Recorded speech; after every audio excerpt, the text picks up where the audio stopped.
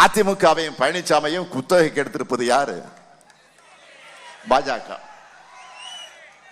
குத்தகைக்கு எடுத்திருப்பது யாரு? பாஜக. அதாவது டெல்லி டீம்.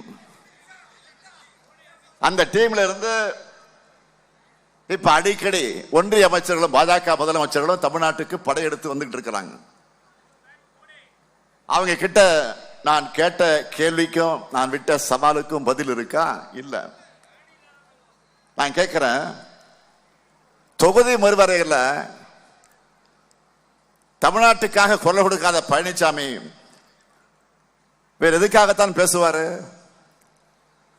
தமிழ்நாட்டில் திமுக ஆட்சியில் இருப்பதால தானே தொகுதி மறுவரை பற்றி பாஜக அரசு அறிவிக்கிறதுக்கு முன்னாடியே விழிப்புணர்வை நாம ஏற்படுத்தணும். அனைத்து கட்சி கூட்டத்தை கூட்டின இந்தியா முழுக்க இருந்து முதலமைச்சர்களை சென்னைக்கு அழைச்சி கூட்டு நடவடிக்கை கூட்டத்தை நடத்தி தீர்மானங்கள் நிறைவேற்றி ஒன்றிய அரசுக்கு அனுப்பி வச்சோமே. ஏன் சட்டமன்றத்தின் தீர்மானத்தை கொண்டு வந்து நிறைவேற்றணும்?